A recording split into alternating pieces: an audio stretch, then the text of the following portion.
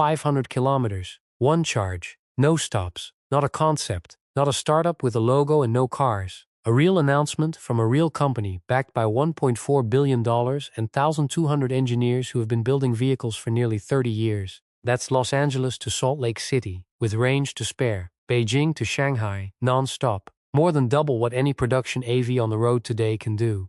But here's what nobody is saying out loud. The company behind this battery has been selling cars in over 130 countries for 2 decades.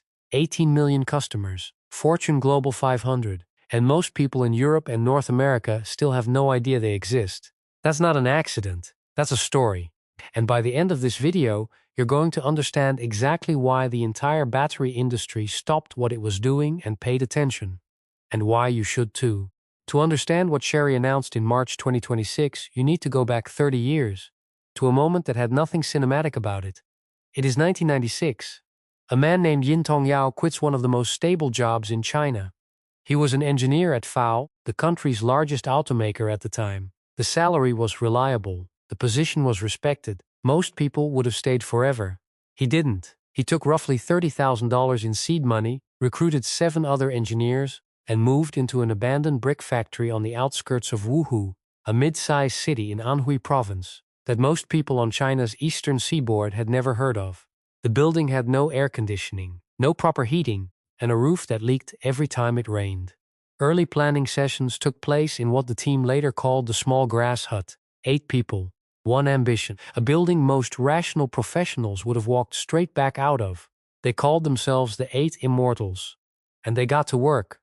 Their first move was practical rather than proud. They sourced a used engine production line from a decommissioned Ford plant in Dagenham, England, shipped it back to Wuhu, and assembled their first vehicle around an existing chassis design. It wasn't a technical breakthrough, it was a proof of survival. In December 1999, the first Chery car rolled off that line, a model called the Fengyu. It wasn't beautiful, but it ran, and it was entirely theirs. 7 years later, in 2006, Chery's engineers designed a complete engine from scratch. No borrowed blueprints, no licensed technology. Their own team, their own result. For context, most established automakers take decades of accumulated engineering culture to reach that milestone. Chery did it in under a decade, starting from a roof that leaked. By 2025, the company had sold 2.8 million vehicles globally in a single year, operated across more than 130 countries, served over 18 million customers worldwide, and held the title of China's #1 passenger car exporter for more than 20 consecutive years. They appeared on the Fortune Global 500 at number 385, not as a technology curiosity, but as a real industrial force. This is not a company that chases attention. This is a company that executes. And the problem they chose to solve next has been quietly stalling the electric vehicle revolution for years. Every electric car on the road today runs on lithium-ion batteries. The same fundamental chemistry inside your phone, your laptop, your wireless earbuds, just assembled at a much larger scale. When EVs started going mainstream, that chemistry was sold as the future. Clean energy, instant torque, no more gas stations. The pitch was compelling. Then people actually started living with these vehicles, and the distance between the marketing and the daily reality became difficult to ignore. Real-world range on most EVs sits between 250 and 300 miles under normal conditions. For daily driving, commutes, errands, short trips, that number works perfectly. Most people drive fewer than 50 miles a day. The math is fine, but change the scenario. A road trip, a visit to family several states away, a drive through a rural region with sparse charging infrastructure. Now, you're not just planning a route. You're planning around charging stops, checking which stations are operational, calculating wait times, budgeting 30 to 45 minutes minimum per stop. A 5-hour drive becomes a 7-hour logistics exercise. And if a charger is broken or the queue is long, you're sitting in a parking lot doing arithmetic. That inconvenience alone is manageable. The deeper problem is temperature. Lithium-ion batteries and cold weather have a relationship nobody in the EV industry discusses loudly. Research from Idaho National Laboratory found that at temperatures just above freezing, around 36 degrees Fahrenheit, a lithium-ion cell accepts 36% less power than it does at room temperature. In practice, that means range drops 20 to 30% before you've left your driveway on a cold morning. Charging slows dramatically. In severe cold, charging times can double or triple. This is why every January there are headlines about EV owners stranded in winter storms, not because of driver error, because of chemistry. And layered beneath all of this is a slower, invisible decline. Every charge cycle degrades the battery slightly. The reactions that store and release energy are not perfectly reversible. A pack that originally delivered 280 miles eventually delivers 250, then 220, then 200. You cannot stop it. The physics simply work that way. Add an electrical grid never designed to handle millions of vehicles charging simultaneously every evening, and you begin to understand why AV adoption has hit a ceiling that government subsidies alone cannot push through. The technology works, but it has real, structural, chemical limits that no software update can fix. That gap between what electric vehicles promise and what they actually deliver is precisely what Chery decided to close. March 18, 2026. Woohoo, China. Chery hosted an event they called Battery Night. No celebrity presenters, no theatrical stage design, just engineers, investors, and an audience of industry professionals who understood exactly what they were there to evaluate. The numbers Chery put on that screen stopped the room. They unveiled the Rhino S, an all-solid-state battery. To understand why that matters, you need to understand one specific difference between what powers AVs today and what Chery is proposing. Every lithium-ion battery currently in a production vehicle uses a liquid electrolyte, a chemical fluid that allows electrical charge to flow between the battery's two electrodes. The liquid works, but it performs poorly in extreme temperatures, creates safety risks if the cell is punctured or damaged, and limits how much energy you can store within a given weight and volume. A solid-state battery removes that liquid entirely. In its place, a solid material handles the charge transfer. Think of it as replacing a pipe carrying fluid under pressure with a solid structural rod. More stable, more efficient, capable of things the original design simply cannot achieve. Chery's Rhino S delivers 600 watt-hours of energy per kilogram.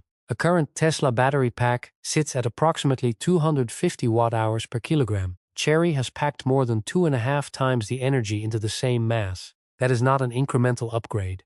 That is a generational shift. The result: 500 kilometers of real-world range, 930 miles, Beijing to Shanghai without a charging stop, Los Angeles past the Nevada border without pulling over. But the number that genuinely electrified that room was not the range figure. It was the temperature specification. Chery claims the Rhino S delivers full 1,500 kilometers at negative 30 degrees Celsius, negative 20 Fahrenheit. That is colder than a typical Chicago winter, colder than most of Canada in January, colder than nearly anywhere in continental Europe reaches. At that temperature, most consumer smartphones shut themselves off automatically to protect their batteries from permanent damage. Chery says their system operates at complete rated capacity. If that holds under independent real-world testing, this isn't just a better battery. It's a fundamentally different category of technology, one that works everywhere, for everyone, regardless of what winter looks like outside. Alongside the Rhino S, Chery announced a second system, the Rhino Liquid Battery. This one retains a liquid electrolyte but pushes it to its absolute engineering limits. Peak charging power, 200 kilowatts. For comparison, the fastest highway chargers most drivers have ever seen deliver between 150 and 350 kilowatts on a good day. Plug into Chery's system, wait 8 minutes, and you gain 500 kilometers, roughly 310 miles. That is the time it takes to walk into a rest stop and order a coffee. The battery is rated for 5,000 full charge cycles, nearly 14 years of daily charging before it reaches the end of its rated lifespan. Most people replace their car long before that point.